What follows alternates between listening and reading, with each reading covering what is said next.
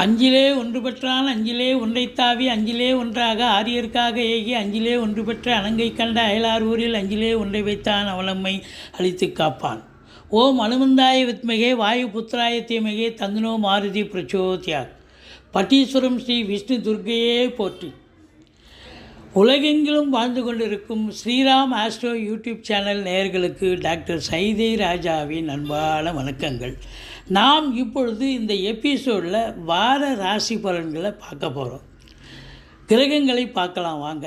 மேஷத்தில் சூரியன் புதன், ரிஷபத்தில் குரு, செவ்வாய் சந்திரன், கடகத்தில், சிம்மத்தில் கேது, கும்பத்தில் ராகு, சுக்கிரன் சனி, மீனத்தில் சந்திர பகவான் வார இறுதியில் கன்னி வரை சென்று சஞ்சாரம் செஞ்சு பலனை தருகிறார். அதாவது மே மாதம் 4ஆம் தேதி முதல் 10ஆம் தேதி வரைக்கும், சித்திரை 21 முதல் சித்திரை 27 வரைக்கும் உள்ளடக்கிய இந்த ஒரு வார எப்படி இருக்க போகுது ஒவ்வொரு ராசிக்கும். இந்த வாரம் முழுவதும் வளர்பிறை நாட்களே. இதுவரைக்கும் எங்கள் சேனலை பார்த்து கொண்டிருக்கும் அன்பர்கள், சப்ஸ்கிரைப் செய்யாதவர்கள் சப்ஸ்கிரைப் செய்து கொள்ளும்படி கேட்டுக்கொள்கிறோம். ரைட் சைடில் சப்ஸ்கிரைப் இருக்கும், பெல் பட்டன் இருக்கும், ரெண்டுத்தையும் ப்ரெஸ் பண்ணிங்கன்னா அடுத்த நொடியே எங்களுடைய வீடியோ உங்களை நோக்கி வர துவங்கிவிடும். வாங்க ராசிக்குள் செல்லலாம். மீனராசி அன்பர்களுக்கு வணக்கம். மீனராசி காலபுருஷனுக்கு 12வது ராசி. குரு பகவான் ஆட்சி பெறும் வீடு. இப்பொழுது குரு பகவான் 3ஆம் இடம் என்று சொல்லக்கூடிய ரிஷபத்தில் இருக்கிறார். முயற்சி ஸ்தானத்தில் இருக்கார். முக்கால் சுபம் என்று சொல்லக்கூடிய இடம். இந்த மீனராசியில் என்னென்ன நட்சத்திரங்கள் அடங்கி இருக்குது அப்படின்னா, பூரட்டாதி 4ஆம் பாதம், உத்திரட்டாதி, ரேவதி நட்சத்திரம் இருக்கிறது. இந்த வார கிரகங்கள் எப்படி சஞ்சாரம் செய்கின்றன, எப்பேற்பட்ட பலனை வழங்கப் போகிறது என்பதை பார்க்கலாம் வாங்க. உங்களுக்கு ராசியில் சனி பகவான் இருக்கார். இது நாள் வரைக்கும் 12ஆம் இடம் என்று சொல்லக்கூடிய விரயஸ்தானத்தில் இருந்த சனி பகவான் இப்பொழுது ஜென்ம சனியாக மாறி இருக்கிறார். ஜென்ம சனி என்பது, விரயச்சனி என்பது விரயத்தை தரக்கூடியது. அது அசுப விரயமாக இருக்கலாம், சுப விரயமாக இருக்கலாம். ஆனால் ஜென்ம சனி என்பது ஒரு டென்ஷனை தரக்கூடியது. எங்கே போனாலும் டென்ஷன் ஆகிடும். வேலை பார்க்குற இடத்துல டென்ஷன், உத்தியோகம் பார்க்குற இடத்துல டென்ஷன், நண்பர்கள்கிட்ட விரோதம், இப்படி உறவினர்கள்கிட்ட பிரச்சனை அப்படின்னு எல்லா இடத்துலையும் ஒரு டென்ஷன், பரபரப்பு, மதிச்சு விட்ட மாதிரி ஆகிடுவீங்க அப்படின்னு சொல்லணும். அதுலேயும் குறிப்பாக 7ஆம் இடத்தை பார்ப்பதால் எல்லா இடத்துலையும் நீங்கள் பிரச்சனை, நீங்களே மற்றவங்க பண்ணுறாங்களோ இல்லையோ நீங்களே பண்ணிவிடுவீங்க. 7ஆம் இடத்தை சனி பார்க்குது. கொஞ்சம் பொறுமையை கையாளணும். இல்லை நமக்கு நேரம் சரியில்லை, அதனால் கொஞ்சம் அவங்க எது சொன்னாலும் நம்ம சரின்னு ஒரு புன்முறுமலை வரவழைத்து கொண்டு நம்ம பதில் சொல்லணும் அப்படின்னு நீங்கள் சூதனமாக இருந்துட்டீங்க, சுதாரிச்சிட்டிங்கன்னு சொன்னால்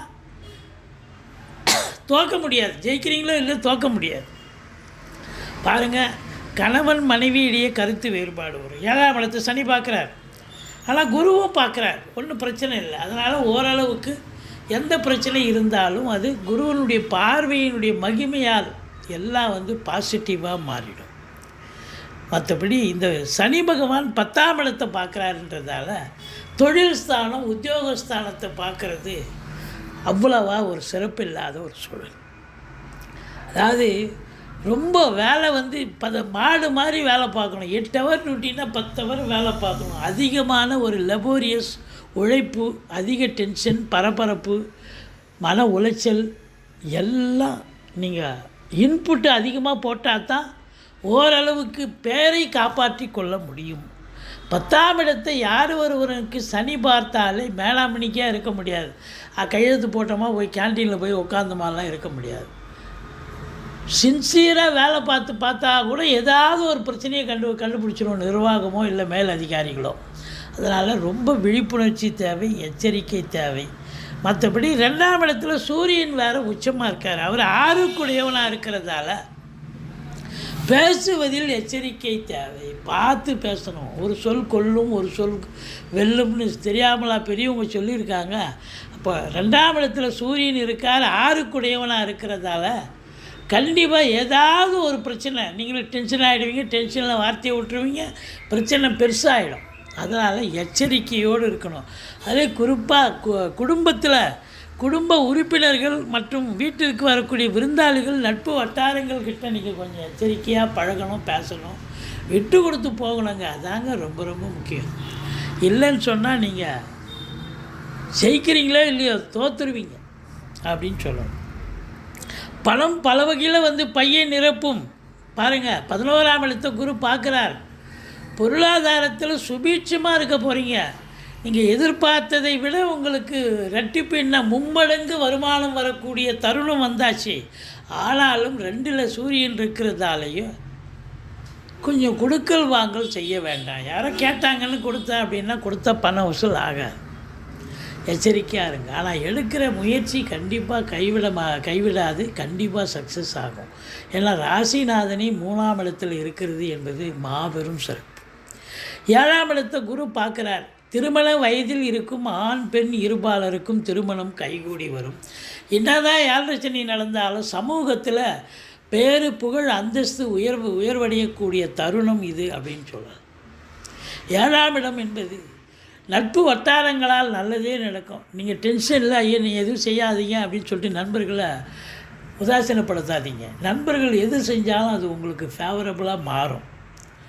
கூட்டு தொழில் செய்கிற இடத்துல கூட்டாளிகள்கிட்ட நீங்கள் அட்ஜஸ்ட் பண்ணி போங்க, நீங்கள் போவீங்க, நல்லதே நடக்கும்.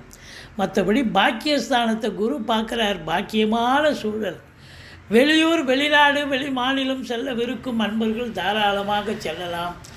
ஆன்மீக டூரு இன்ப சுற்றுலான்ற பேரில் போயிட்டு வந்தாலும் உங்களுக்கு சந்தோஷமாக இருக்கும், ஆத்ம திருப்தி இருக்கும். தான தர்மங்கள் செய்வீர்கள், நன்கொடைகள் வழங்கி மகிழ்வீர்கள் அப்படின்னு சொல்லலாம். 7ஆம் இடத்தை குரு பார்க்குறது முதல் திருமணம் ஆகாதவங்களுக்கு முதல் திருமணம் ஆகும் அப்படின்னு நம்ம சொல்லணும். 11ஆம் இடத்தை பார்க்குறதால குரு பார்க்குறதால 2வது திருமணத்துக்காக காத்திருக்கிற அன்பர்கள் ஆணாக இருந்தாலும் பெண்ணாக இருந்தாலும் அவங்களுக்கு திருமணம் கைகூடி வரும். இதை விட ஒரு சூப்பர் ஃப்ளாஷ் நியூஸ் என்னான்னு பார்த்தீங்கன்னா 12ல் ராகு இருக்கார். சூப்பருங்க. நீங்கள் வெளிநாடு போகணும்னு நினைக்கக்கூடிய அன்பர்களுக்கு நிச்சயமாக தயாராகிடுங்க. பாஸ்போர்ட்டு விசா எல்லாம் ரெடி. பாஸ்போர்ட்டை ரெடி பண்ணி வச்சுங்க. எப்போ கூப்பிடுவாங்க, எந்த நாட்டுக்கு அனுப்புவாங்கன்னு தெரியாது. அந்த அளவுக்கு நீங்கள் வெளிநாடு போகிறதுக்கான ஒரு தருணம் வந்தாச்சு. தாராளமாக போகலாம். மற்றபடி உங்களுக்கு 10ஆம் இடம் சனி பார்வையில் இருக்கிறதால இன்புட் அதிகமாக இருக்கிறதால அவுட்புட் கண்டிப்பாக கிடைக்கும். ரொம்ப அதிகமாக வேலை செய்ய அதிகமான லாபத்தை பார்க்கக்கூடிய தருணம் தானே, அதான லாஜிக். அப்போ சொந்த தொழிலாகட்டும் நீங்கள் அதிகப்படியான லாபத்தை ஈட்டப் போகிறீர்கள். அரசு உத்தியோகம் தனியார் துறையில் வேலை பார்க்குறவங்க டெஃபினட்டாக உங்களுடைய சலுகைகள் அனைத்தும் மறுக்கப்படாமல் கண்டிப்பாக தருவார்கள், நீங்கள் வழங்குவார்கள். நீங்கள் சந்தோஷமாக பெற்றுக்கொள்வீர்கள். ட்ரான்ஸ்ஃபர், ப்ரமோஷன், இன்க்ரிமெண்ட் போன்ற சலுகைகள் மட்டுமல்ல, இன்னும் ஒரு சிலருக்கு கூடுதல் பொறுப்புகள் வழங்கி கௌரவிப்பாங்க. நீங்கள் இந்த சீட்டை சேர்த்து பாருங்கள், நல்லா வேலை பார்க்குறீங்க அப்படின்னு சொல்கிற அளவுக்கு இருக்கும். அதுதான் அங்கே இருக்கிற நிலைமை. மற்றபடி பத்திரிகை துறை, எழுத்துத்துறை, மீடியா துறை, நிதித்துறை, நீதித்துறை, ஆன்மீகம், ரசாயனம் போன்ற விவசாயம் போன்ற பிரிவில் பணியாற்றக்கூடிய அன்பர்களுக்கு பொக்கிஷமான நேரம்.